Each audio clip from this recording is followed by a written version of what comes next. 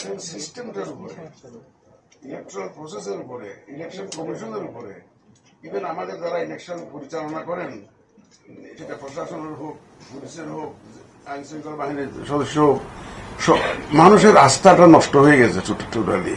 এই মানুষকে দোষ দিয়ে লাভ নেই। মানুষ তো দেখেছে যে এখানে প্রপারলি কাজ করে নাই কেউ। সুতরাং আপনার প্রশ্নটা অত্যন্ত ভ্যালিড প্রশ্ন। সুতরাং এই যে একটা আস্থা ফিরিয়ে আনা, এটা একটা সবচেয়ে বড় চ্যালেঞ্জ হয়ে দাঁড়িয়েছে আমাদের জন্য। মানুষকে এই যে বিশ্বাস স্থাপন করা যে এই দেশে একটা সুষ্ঠু নির্বাচন হতে পারে, এই দেশের লোকজন, আইন শৃঙ্খলা বাহিনী, প্রশাসনের লোকজন, তারপরে আপনার এই যে প্রিসাইডিং পুলিশ অফিসার মিলে একটা সুন্দর নির্বাচন দিতে পারে, এই যে একটা মানুষের যে বিশ্বাস আস্থা জায়গাটাকে সৃষ্টি করে দেওয়া, এটি একটা সবচেয়ে বড় চ্যালেঞ্জ হয়ে গেছে। তারপর মানুষ তো ভোট কেন্দ্রে যাওয়ার অভ্যাসটা ভুলে গেছে আসলে। মনে করে যে একটা ভোটের দিন ছুটি আছে, আরামে ঘুমাই, আমি না গেলেও ভোটটা তো দিয়ে দিবে, কেউ না কেউ দিয়ে দিবে, আরে দেরিতে গেলে তো বোধহয় আছে, এখন গিয়ে আপনার হয়ে গেছে ভোটে হয়তো। এই ধরনের একটা মন মানসিকতা ছিল। এই যে মানুষকে যে কেন্দ্রমুখী করা, ভোটের কেন্দ্রমুখী করা, সবাইকে নিয়ে আসা, কেন্দ্রে নিয়ে আসা, এটাও একটা চ্যালেঞ্জ হয়ে গেছে। তারপরে তো সেদিন আমি কোথায় জানি, খুলনাতে না কোথায় জানি বলছিলাম যে সবচাইতে অস্ত্রের চাইতে মারাত্মক চ্যালেঞ্জ হয়ে দাঁড়াইছে আমাদের এই যে এআই, কৃত্রিম বুদ্ধিমত্তার অপব্যবহার, সোশ্যাল মিডিয়ার অপব্যবহার। এইটা একটা বড় চ্যালেঞ্জ হয়ে গেছে আমাদের জন্য আসলে সত্যিকার অর্থে। আমরা আপনাদেরকে কোনো চ্যালেঞ্জ হিসেবে মনে করি না, আমি আপনাদের পক্ষের শক্তি মনে করি। সাংবাদিক ভাইদেরকে, যারা প্রফেশনাল সাংবাদিক, সেটা মিডিয়া, ইলেকট্রনিক মিডিয়া হোক বা প্রিন্ট মিডিয়া হোক, তাদেরকে আমরা মনে করি যে আমরা তারা আমাদেরই পক্ষের লোক, তারা আমাদেরই লোক, আমাদের জন্য কাজ করবে। ইলেকশনটাকে আরো ট্রান্সপারেন্ট করার জন্য তারা ভূমিকা রাখবে, সেটা আমার আস্থা। আমাদের আপনারা একটা নিয়ম নীতির মধ্যে কাজ করেন, আপনাদের একটা এথিক্যাল, যারা সাংবাদিকতা করেন তারা তো কোর্স করেছেন, তো দেখছেন এথিক্যাল স্ট্যান্ডার্ড তো আপনারা তো জানেন এই যে সাংবাদিকতার।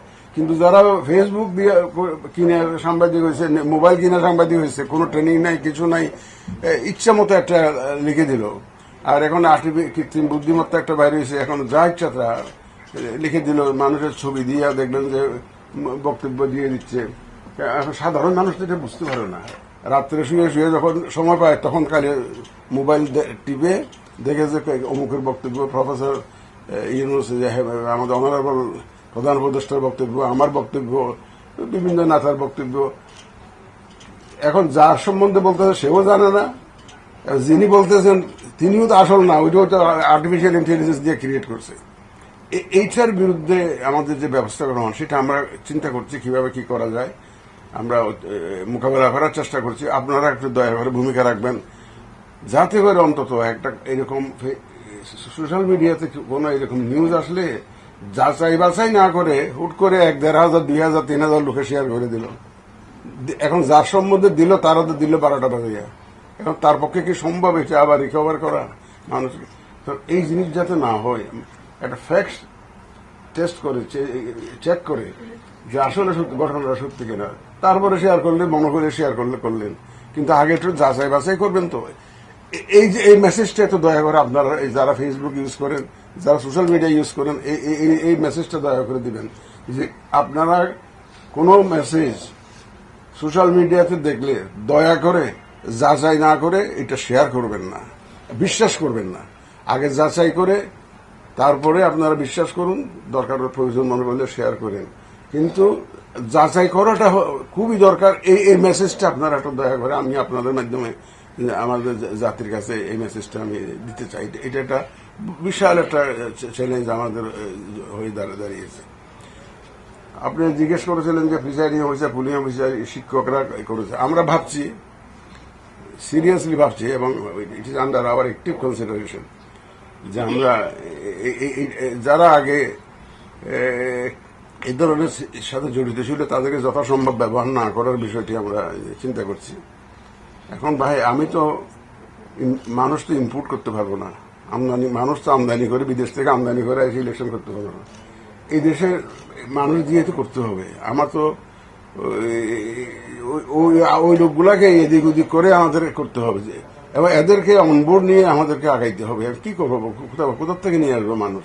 এখন সুতরাং যথাসম্ভব তবে আমার মনে হয় কি জানেন, এটা মানুষের চরিত্র। কারণ আমরা তো এই দেশে তো 91, 96, 2001 তো সুন্দর ইলেকশন করেছি না। মানুষ যদি শুধু সুবিধা দেখে তো না, এখানে কোনো দান্দাবাজি নাই, ইলেকশন কমিশন কোনো দান্দাবাজির মধ্যে নাই, এবং উপরেওয়ালার মধ্যে মনের মধ্যে কোনো দুরভিসন্ধি নাই। যদি মানুষ যদি এটা বুঝতে পারে যে এরা সত্যিকার অর্থে একটা সুন্দর ইলেকশন দিতে চায়, মানুষ দেখবেন যে আপনার সাথে আছে।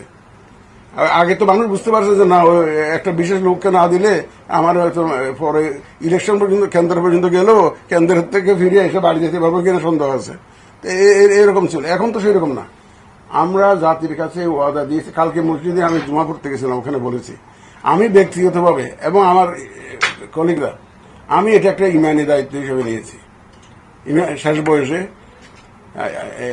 ইমানি দায়িত্ব হিসেবে নিয়েছি, এবং আমি যে সেরাতুল মুস্তাকিম থাকবো এটার ওয়াদা করেছিলাম যেদিন শপথ নিয়েছিলাম সেদিন এ পর্যন্ত আছে। আল্লাহ